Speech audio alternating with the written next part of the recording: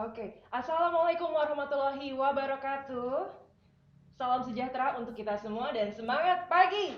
Pagi. Sebelumnya kita sapa terlebih dahulu nih kepada yang terhormat sudah bergabung bersama kita di siang hari ini, yaitu tentunya dengan Bapak Agus Winarno selaku Direktur Utama Infomedia. Selamat siang Pak, selamat bergabung. Selamat siang, Assalamualaikum. Lalu juga ada Ibu Riri Amalas Yulita selaku Direktur Solution and Business Development. Selamat siang Bu Riri. Selamat siang semua. Dan juga ada Bapak Muhammad Suhendri selaku Direktur Finance and Business Support. Selamat siang Pak Suhe, apakah sudah bergabung? Oke, dan selanjutnya dan juga pastinya ada Bapak Yusron Haryadi selaku Direktur Marketing and Sales Infomedia. Selamat siang Pak Yusron. Assalamualaikum, selamat siang semuanya. Waalaikumsalam Pak Yusron. Oke, dan juga pastinya seluruh Bapak Ibu senior leaders dan juga rekan-rekan Infomedia yang berbahagia. Puji dan syukur kita panjatkan atas kehadiran Allah Subhanahu wa taala sehingga pada siang ini kita semua dapat berkumpul secara daring dalam rangka Leaders Talk Value episode kedua nih hari ini Bapak Ibu dengan tema Breaking Barriers Beyond All Limits yang merupakan salah satu rangkaian acara menuju 37 tahun Infomedia. Dan baik Bapak Ibu, ada baiknya sebelum kita memulai agenda kita hari ini, mari bersama-sama kita sejenak menundukkan kepala dan berdoa untuk kelancaran acara kita hari ini. Berdoa dimulai.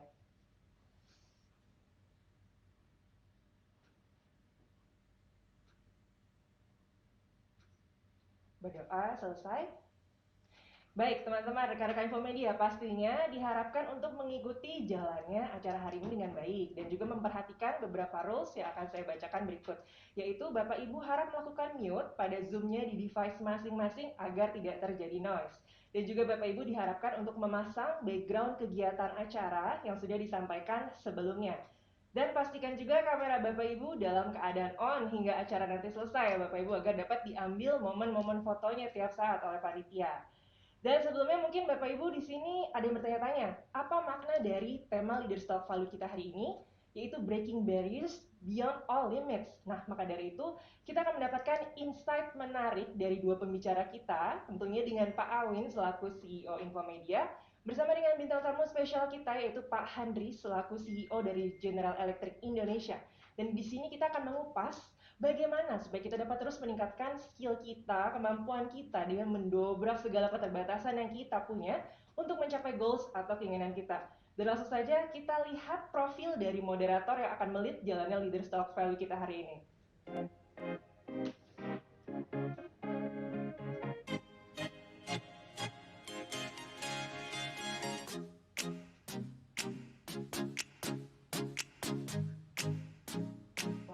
Pastinya siapa yang nggak tahu sama Bro Gilang, ya aku manggilnya Bro Gilang aja ya. Tapi buat yang belum kenalan, yuk kita kenalan dulu. Ini Mas Bro Gilang ini saat ini menjabat sebagai Manager Innovation and Partnership Strategy Infomedia. Dan beliau juga merupakan salah satu penerima Full Scholarship LPDP. Wow, luar biasa sekali moderator kita hari ini. Oke, kalau begitu langsung saja. Silakan Mas Gilang. Oke, halo. Selamat siang, Vina. Thank you.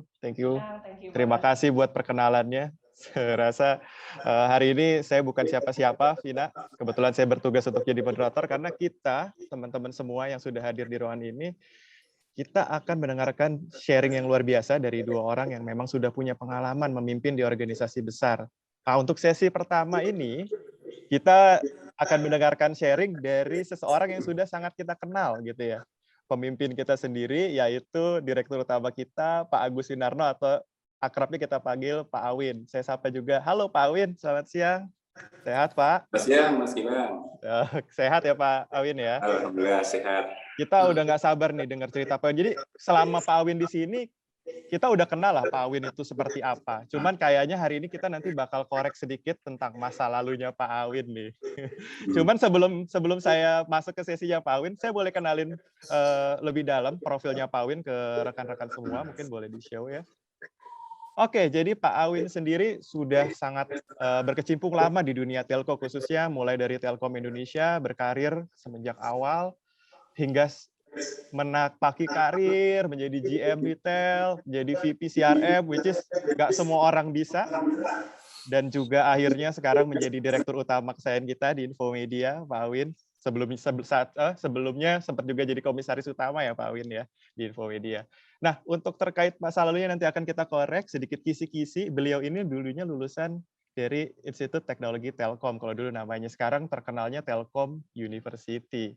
Dan yang menariknya, selain bidang dari edukasi yang memang mantap banget gitu ya, Pak Awin juga meraih banyak award nih, khususnya di bidang yang relate dengan CRM dan sudah dalam skala internasional gitu ya. Ada Best Contact Center dari contactcenterworld.com, Best Customer Loyalty Program juga dari Contact Center World level Asia Pacific, and then Indonesia Customer Satisfaction Award, Frontier, dan Excellent Service Experience Award dari sebuah magazine, dan banyak lagi sebetulnya yang nggak bisa ditampilin di sini. Dan juga untuk edukasi ada satu yang menarik banget gitu, nanti mungkin saya tanya Pak Awin di sesi kita, ya, itu Suspim dari International INSEAD France gitu ya. Saya tahu betul untuk masuk INSEAD itu sangat sulit gitu ya, nggak semua orang bisa gitu ya. Nanti saya tanya juga nih Pak Awin. Pak Awin, mungkin kita masuk ke sesi pertama kita nih. Kita mau cari tahu lebih dalam tentang Pak Awin. Sudah siap ya Pak Awin? Saya punya pertanyaan nih buat Pak Awin nih. Yang sebetulnya dari karyawan juga sebenarnya. Pengen tahu nih tentang Pak Awin lagi lebih dalam. Kita kan temanya hari ini tuh Breaking Barriers Beyond All Limits.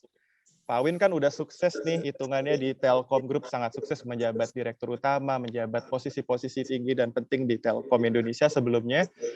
Namun kan pasti Pak Awin dulu memulai juga sebagai seorang mahasiswa nih, seorang mahasiswa dari STT Telkom pada saat itu.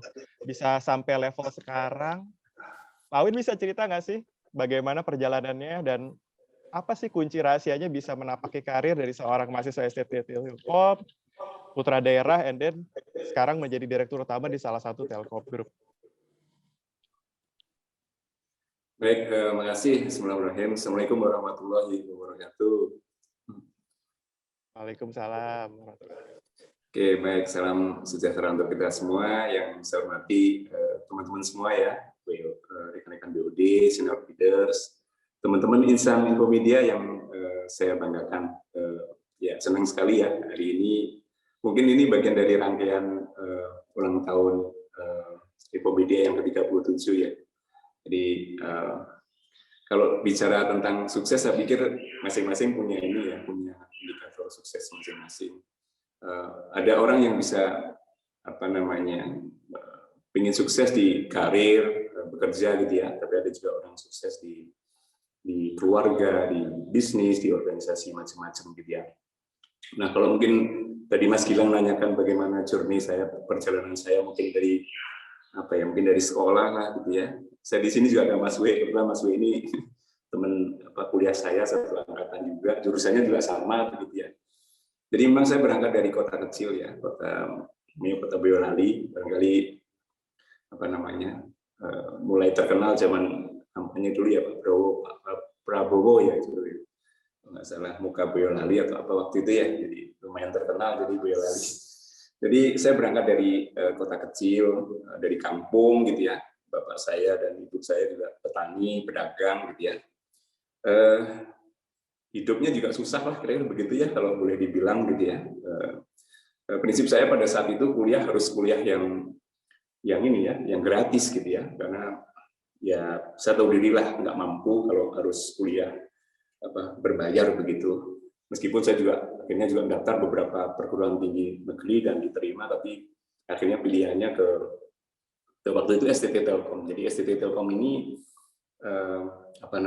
institusi dari Yayasan Telkom gitu ya, yang kebetulan pada saat saya lulus SMA ini boleh dibilang angkatan pertama gitu ya, saya dan Pak Aswi ini angkatan pertama yang dari umum begitu, yang biasanya Telkom itu mengambil dari karyawan untuk disekolahkan begitu ya. Nah, karena gratis ya sudah saya masuk ke STT Telkom tadi itu gitu ya. Nah, itu sih perjalanan mungkin awalnya masuk ke Telkom begitu. Tidak mudah juga ya pada saat itu di STT Telkom itu ya, karena juga mungkin kualifikasi dosennya sama standar matrikulasinya juga mengadop dari dari ITB pada saat itu, karena dosen maupun pembimbing ataupun asisten juga banyak dari ITB begitu, jadi standar cukup tinggi, dan buat saya juga tidak mudah itu menyesuaikan dengan kurikulum dengan di STT gitu ya. Tapi ya tadi konsepnya kalau ada usaha, ada upaya, ada effort yang yang tanpa lelah begitu, ikhtiar yang tanpa tanpa putus asa, saya pikir selalu pasti ada jalan gitu ya. Dan alhamdulillah saya termasuk di STT itu ada 2 angkatan waktu itu, ada 2 jurusan yaitu elektro sama teknik industri. Saya termasuk yang jurusan di teknik industri, dan kebetulan saya termasuk dari mungkin sekitar 800 sampai 1000 gitu ya, dari dari satu angkatan pada saat itu tahun 91 itu yang lulus pertama begitu. Kalau nggak salah yang lulus pertama saat itu sekitar 60 orang. Jadi dari 60 orang itu, nah, saya termasuk yang salah satunya yang lulusan pertama gitu ya. Kalau ditanya IP, jangan ditanya deh, IP-nya nggak terlalu bagus juga sih. Pak Win, saya penasaran Pak Win. Boleh ya sambil tanya Pak Win? Boleh. Dari putra daerah nih, dari Boyolali, terus kuliah di STT Telkom. Saya tahu sendiri Dayakolot seperti apa, karena rumah saya dekat situ. Gitu ya. Oh, siap. I could imagine lah, waktu itu Pak Win seperti apa dan rekan-rekan. Sempat punya mimpi nggak saat kuliah gitu, atau saat masih muda baru pertama kali masuk Telkom untuk bisa menduduki posisi seperti sekarang? Ya memang gitu ya. Salah satu mungkin kelemahan saya memang agak gini ya, agak hidupnya agak go with the flow gitu, jadi mengalir begitu ya. Tapi mungkin yang agak menurut saya gitu ya, mungkin ini bisa jadi pelajaran buat semuanya gitu ya. Memang orang juga harus naruh mimpi gitu ya, naruh cita-cita, naruh harapan begitu, setinggi-tingginya lah kira begitu ya. Karena saya juga setelah pasca mulai bekerja itu saya juga naruh beberapa impian dan saya tulis gitu ya, impian itu dan saya dokumentasikan gitu ya. Nah, satu demi satu dan bahkan mungkin hampir semua apa yang saya tulis itu ini happen begitu ya, terjadi gitu ya. Jadi kalau boleh dibilang memang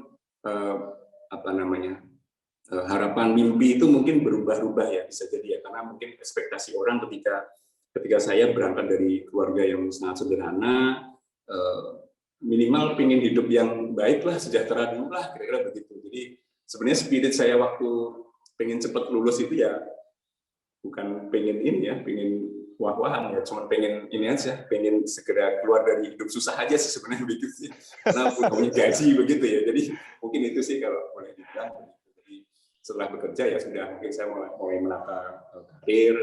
Ketika saya posisi di bawah ya saya ingin cita-cita punya posisi yang lebih tinggi, seperti halnya posisi yang saat itu mungkin atasan saya miliki lah. Nah, dari situ saya biasanya gini, saya bikin standar. Oh, kalau saya ingin seperti atasan saya, maka standar kerja saya minimal seperti harus atasan saya gitu.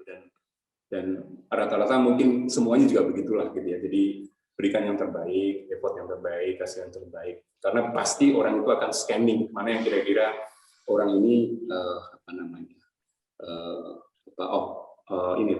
di atas average lah.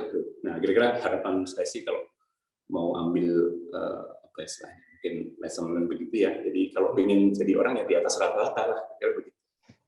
Ini menarik nih Pak Win. Saya banyak menemukan bahwa Pak Win seorang pekerja yang ulet gitu ya. Bahkan saat menjadi seorang bawahan, Pak Win udah ngeker at least standar kerjanya minimal sama dengan atasan begitu ya. Nah, ini ada satu riwayat yang menarik dari Pak Agus Winarno nih, rekan-rekan semua Infomedia, bahwa Pak Awin ini salah satu penerima Suspim nih, cukup spesial Suspimnya di Inset nih Pak Awin. Saya tuh gini dulu, kalau sebagai mahasiswa bisnis manajemen, Mas Inset itu spesial banget katanya. Saya juga nggak kebayang masuknya ya. Jadi kalau masuk Inset itu keluarnya nggak perlu ditunjukin transkrip katanya, bisa diterima di mana-mana. Jadi saking spesialnya masuk Inset. Nah, untuk kepilih sebagai calon leader yang bagus di sebuah organisasi besar seperti Telkom Indonesia, pastinya seorang talent tuh harus stand out gitu ya, harus bisa terlihat gitu. Nah, Pak Awin sendiri punya nggak tips, trik atau cerita bagaimana sih Pak Awin bisa sampai di tahap itu pada saat itu gitu, bisa dilirik? Apa yang menurut Pak Awin membuat Pak Awin dipilih saat itu? Ya, gini, Mas Gilang. Jadi saya termasuk yang beruntung ya pada saat itu CEO-nya Pak Arief Yahya ya, di mana Pak Arief Yahya itu sangat care terhadap pendidikan, edukasi, gitu ya, pengembangan karir, kompetensi, begitu ya. Jadi memang saat itu dipilihlah beberapa top university yang global begitu, yang kira-kira bisa menjadi media atau sarana edukasi buat talent-talent di Telkom begitu ya. Sebenarnya tidak ada seleksi khusus sih, tapi pastinya bahwa pemilihan peserta ini melalui sebuah parameter-parameter tertentu gitu ya. Yang saya mungkin ya, karena saya tidak melalui proses ada semacam kayak seleksi dan sebagainya gitu ya. Sepertinya melihat dari track record dari kinerja unit begitu ya. Yang kebetulan pada saat itu posisi saya sebagai GM Retail gitu ya, dan kebetulan GM Retail yang saya pimpin pada saat itu ya posisinya tugas nasional sih sebenarnya. Bahkan ada beberapa yang kita coba melakukan dan itu berhasil gitu, bahwa Jakarta mitosnya pada saat itu nggak mungkin Jakarta itu tumbuh double digit, dan kebetulan Retail Jakarta Pusat pada saat itu yang saya pimpin adalah retail dengan performance pertumbuhan revenue double digit, dan retail pertama barangkali yang tumbuh double digit di wilayah Jakarta. Nah, ini menarik Pak Wid. Ini mirip sama tema kita nih, Breaking Barriers Beyond All Limits gitu ya. Tadi Pak Wid bilang bahwa retail Jakarta ini bisa tumbuh di luar ekspektasi lah ya, di atas gitu ya. Nah, sebetulnya saat Pak Wid memimpin di retail Jakarta tersebut, apa sih kunciannya gitu supaya bisa ngedrive tim itu bisa extra mile dan bisa achieve di luar target gitu. Apa sih kunciannya sebetulnya kalau kita jadi leader tuh, Pak Wid?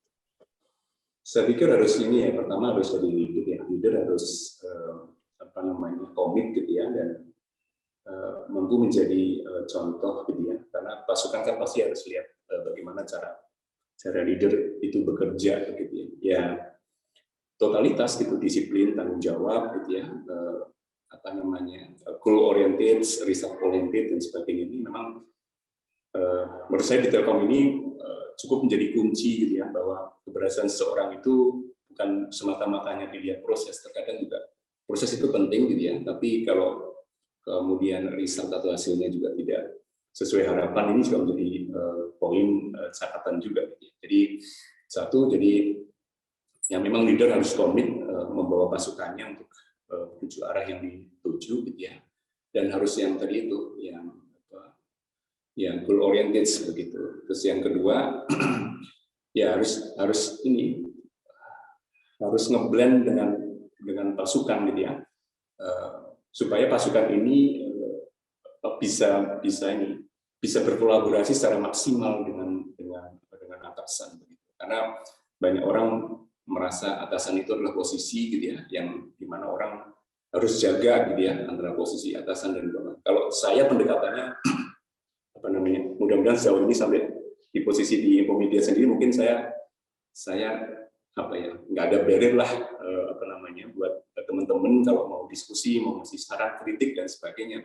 Jadi saya open mind orangnya gitu ya, involve dengan pasukan begitu, supaya pasukan juga kalau mau memberikan ide, masukan dan sebagainya ini juga mudah begitu. Karena kalau ada gap agak sulit gitu, terkadang kita tidak bisa menangkap esensi masalah yang terjadi ya, sementara mungkin pasukan atau bawahan juga ada gap untuk menyampaikan itu gitu ya. Ini yang menurut saya harus kita hindari. Dua hal itu saya pikir mungkin kita juga harus komitmen sebagai leaders, yang kedua involvement dengan pasukan. Ini cukup menarik nih Pak. Nih kalau sebelum jadi leader kan pasti Pak Win juga pernah jadi follower gitu ya. Nah, saya sendiri masih follower nih posisinya Pak Win kalau di Infomedia. Saya ikut di bawah supervisi bos saya dan juga under Pak Win juga. Nah, kalau sebagai follower, kita pertama kali masuk dan karirnya teman-teman di sini juga banyak, mungkin masih baru mulai karirnya di Infomedia. Tips dan triknya apa sih Pak untuk mempersiapkan diri jadi pemimpin di organisasi sebesar Infomedia atau Telkom Group sendiri? Kalau saya prinsipnya gini Mas Gilang, jangan pernah nyusahin atau bikin susah atasan gitu ya. Jadi prinsipnya bagaimana atasan itu nyaman dengan posisinya, dengan pekerjaannya, di mana kita sebagai bawahan ini ya. Jadi kalau kalau itu yang terjadi, saya pikir ya kita akan dapat semacam kayak ya tentunya poin khusus lah gitu ya, karena atasan ini adalah representasi dari perusahaan, representasi dari apa namanya company gitu ya. Jadi kalau saya sih prinsipnya ya ke atasan harus loyal, committed begitu ya. Usahakan nggak bikin susah atasan gitu ya, dan semuanya tuntas dengan pekerjaan kita begitu. Bikin planning dengan planning yang sedetail mungkin, antisipatif atau mitigasi terkait dengan semua pekerjaan kita juga harus diidentifikasi gitu ya, segala risiko-risikonya dan sebagainya gitu. Intinya ya gitu. Ayo kalau saya sih prinsipnya kalau pengen jadi atasan, jadilah bawahan yang baik. Kalau mau jadi leader, jadilah follower yang baik. Oke, menarik. Ini nggak nyusahin atasan, berarti maksudnya adalah kita kerja jujur, integritas, rajin ya, sesuai standar ya Pak Win ya. Gitu. Tapi kalau atasan pasti selalu membantu juga ya Pak Win, betul? Karena atasan harus selalu ada gitu ya Pak Win. Yep. Oke, Pak Win, ini menarik banget gitu ya. Namun waktunya kita sudah ada 15 menit dan ada sesi berikutnya juga yang menunggu gitu ya. Pak Win, ada pesan-pesan nggak di HUT Infomedia di 37 tahun ini buat rekan-rekan Infomedia yang sedang berkarir? Pesan-pesannya apa ya gitu? Ya oke, baik teman-teman semua ya. Jadi saya pikir 37 tahun usia Infomedia ini bukan usia yang pendek ya. Kalau kita compare ke giant tech company gitu kan, mungkin kalau kita lihat Facebook itu hanya 11 tahun tapi luar biasa valuasinya, kayak Facebook mungkin baru 17 tahun dan sebagainya. Kita udah 37 tahun. Tapi atas itu semua ya teman-teman, kita patut bersyukur bahwa sampai hari ini perusahaan kita ini perusahaan yang masih eksis, bahkan terus bertumbuh dengan kinerja dan achievement yang sangat baik gitu ya. Mungkin teman-teman merasakan atau mengalami ya di situasi yang sangat dalam gitu ya. Kita pernah red alert gitu ya. Kemudian sejak 2 tahun yang lalu kita sudah masuk green area dan mulai tahun ini gitu ya, kami di manajemen mencanangkan bahwa inilah tahun profitability buat Infomedia, di mana harapannya tahun ini dan ke depan kinerja finansial dan operasional Infomedia ini harus excellent, harus lebih sehat dan lebih baik daripada market lah begitu. Nah, sedikit panjang mungkin nggak apa-apa ya. Jadi kemudian di dalam bisnis plan sendiri perusahaan kita udah menetapkan visi kita sebagai to be preferred BPO partner. Nah, ini memang visi yang sangat strategik gitu ya, yang dirancang dalam rangka untuk mendorong agar Infomedia ini harus menjadi pilihan pertama, bahkan pilihan utama buat para klien. Cuman memang tidak mudah untuk menjadi pilihan pertama dan utama ini. Memang harus ada syarat-syarat. Kalau saya bagi dalam 3 ya syaratnya. Yang pertama itu, ya memang Infomedia atau kita ini harus mampu mendevelop Infomedia ini sebagai best practice dalam layanan atau industri BPO gitu ya. Nah, mungkin dengan 200 klien lebih yang sekarang kita miliki, dan barangkali dari 200 ini hampir semua big company dari masing-masing vertical industri sudah bergabung dengan kita. Rasanya kita cukup pede bahwa kita ini sudah menuju sebagai best practice di BPO gitu ya. Nah, yang kedua ini yang saya penting nih, mumpung ini masukan juga sedang kumpul gitu ya. Kalau saya menyebutnya kita harus punya kualifikasi yang tinggi terhadap digital talent maupun digital platform. Gitu ya. Nah, supaya supaya sedikit kebayang ya buat teman-teman gitu ya, digital talent apa gitu ya. Nah, kalau bicara tentang kebutuhan market sekarang gitu ya, digital talent adalah talent yang memang mampu mendevelop digital solusi gitu ya, yang membuat klien kita tertarik gitu untuk berpartner dengan kita, dengan Infomedia. Juga talent-talent yang mampu merumuskan bisnis model.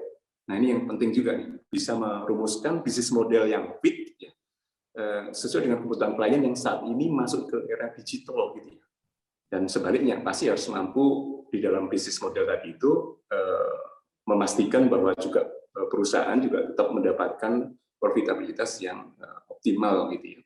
Nah, termasuk juga talent-talent yang harus ini, menurut saya teman-teman harus pahami juga bahwa kita harus sangat paham terhadap teknologi service, mulai dari robotik, automation, kemudian analitik, AI, gitu ya, dan sebagainya, gitu ya.